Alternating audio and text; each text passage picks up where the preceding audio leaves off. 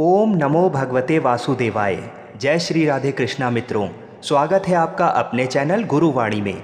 सावन मास के शुक्ल पक्ष की एकादशी को पुत्रदा एकादशी कहा जाता है। सभी व्रतों में श्रेष्ठ एकादशी का व्रत होता है और अगर ये व्रत सावन के महीने में पड़ता है तो इसका महत्व कई गुना बढ़ जाता है। आज के इस वीडियो में हम आपको पुत्रदा एकादशी व्रत की पौराणिक कथा को सुनाएंगे और वीडियो के अंत में वाराणसी के पंचांग के अनुसार एकादशी तिथि कब से कब तक है, पूजा का शुभ मुहूर्त क्या है और अगले दिन व्रत का पारण कितने बजे करें, ये सभी जानकारी आपको दी जाएंगी। वर्ष 2022 में सावन मास की पुत्रदा एकादशी का व्रत 8 अगस्त को रखा जाएगा। एकादशी का व्रत करने से हमारे मन की चंचलता खत्म होती है और धन और आरोग्य की प्राप्ति होती है। पुत्रदा एकादशी का व्रत विशेष रूप से पुत्र संतान की कामना को पूर्ण करता है, किंतु पुत्रदा एकादशी का व्रत उत्तम संतान के लिए भी किया जाता है, फिर चाहे वह पुत्र हो या कन्या।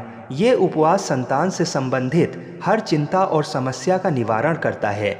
जिन किसी की भी संतान बीमार रहती है या उनका पढ़ाई में मन नहीं लगता है तो भी ये एकादशी का व्रत इन सभी परेशानियों को दूर करता है। तो आइए भगवान श्री लक्ष्मी नारायण जी के चरणों का ध्यान करते हुए पुत्रदा एकादशी की व्रत कथा को सुनते हैं। द्वापर युग के आरंभ में महिष्मती नाम की एक नगरी थी। उस नगरी में महाजित नाम का एक राजा राज्य करता था। वह पुत्रहीन था, इसलिए वह सदा दुखी रहता था। उसे राज्य, सुख और वैभव कुछ भी अच्छा नहीं लगता था, क्योंकि पुत्र के बिना मनुष्य को इस लोक और परलोक दोनों में ही सुख नहीं मिलता है। राजा ने पुत्र प्राप्ति के लिए बहुत उपाय किए, किंतु उसका हर उपाय निष्फल रहा। एक दिन राजा ने अपनी सभा को संबोधित करते हुए कहा, ना तो मैंने अपने जीवन में कोई पाप किया है, ना ही अपनी प्रजा को कष्ट दिए हैं और ना कभी देवता और ब्राह्मणों का निरादर किया है। मैंने प्रजा को सदैव अपने पुत्र की तरह पालन किया है और सभी को एक समान समझा है। फिर भी इस समय मैं अत्यंत कष्ट पा रहा हूँ। इसका क्या कारण है, मेरी समझ में कुछ नहीं आ रहा है।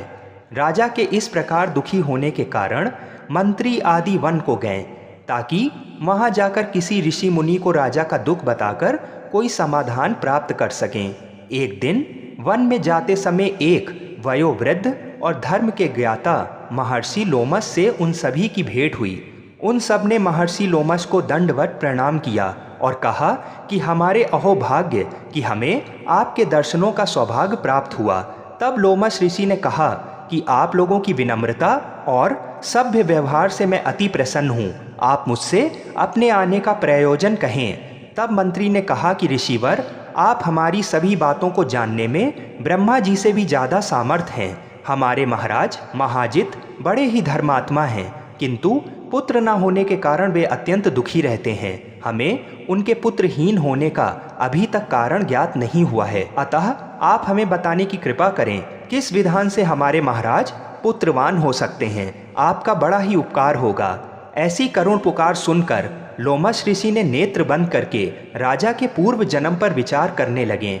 उन्होंने कहा कि हे भद्रजनों, यह राजा पिछले जन्म में अत्यंत दुष्ट था तथा बुरे कर्म किया करता था। उस जन्म में ये एक गांव से दूसरे गांव में घूमा करता था। एक बार ज्येष्ठ माह के शुक्ल पक्ष की एकादशी के दिन की बात है। ये 2 दिन से भूखा था। दोपहर के समय एक जलाशय पर जल पीने गया। उस स्थान पर उस समय ब्याई हुई एक गाय जल पी रही थी। राजा ने उसको प्यासी ही भगा दिया और स्वयं जल पीने लगा। गाय को प्यासी भगा देने के कारण ही राजा इस जन्म में पुत्रहीन होने का श्राप भुगत रहा है। ये जान के सभी सभासद प्रार्थना करने लगे कि हे ऋषि श्रेष्ठ, कृपा करके हमें आप कोई ऐसा उपाय बताइए जिससे हमारे राजा के पूर्व जन्म के पाप नष्ट हो जाएं और उन्हें पुत्र रत्न की प्राप्ति हो। सभासदों की प्रार्थना सुनकर लोमस ऋषि ने कहा, यदि तुम सब श्रावण माह के शुक्ल पक्ष की पुत्रदा एकादशी का व्रत और रात्रि जागरण करो और उस व्रत का फल राजा को दे दो तो तुम्हारे राजा के यहाँ पुत्र उत्पन्न होगा और राजा के सभी कष्टों का नाश हो जाएगा। इस उपाय को जानकर मंत्री सहित सभी ने महर्षि को कोटि कोटि धन्यवाद दिया तथा उनका आशीर्वाद लेकर अपने राज्य में लौटकर आज्ञा अनुसार पुत्रदा एकादशी का विधान पूर्वक उपवास किया और द्वादशी के दिन उसका फल राजा को दे दिया। इस पुण्य के प्रभाव से रानी ने गर्भ धारण किया और 9 माह के पश्चात एक अत्यंत तेजस्वी पुत्र को जन्म दिया। तो जिस प्रकार भगवान श्री लक्ष्मी नारायण जी ने राजा के कष्टों का अंत किया, उसी प्रकार हम सभी के कष्टों का अंत करें। आइए अब वाराणसी के पंचांग के अनुसार ये जान लेते हैं कि एकादशी तिथि और शुभ मुहूर्त कब है। एकादशी तिथि 7 अगस्त को रात में 11:52 से शुरू होकर 8 अगस्त को रात में 9:01 तक रहेगी। सूर्योदय के समय एकादशी तिथि 8 अगस्त को होने के कारण पुत्रदा एकादशी का व्रत 8 अगस्त को रखना ही सर्वोत्तम रहेगा। अगले दिन यानी 9 अगस्त द्वादशी के दिन एकादशी के व्रत के पारण का शुभ समय है सुबह 5:35 से लेकर 8:52 के बीच में। इस समय के बीच अगर आप अपने एकादशी के व्रत का पारण करते हैं तो आपको एकादशी के व्रत का पूरा फल प्राप्त होगा। भगवान श्री लक्ष्मी नारायण जी आप सभी की मनोकामनाओं को पूर्ण करें। बोलिए श्री वृंदावन बाके बिहारी लाल की जय।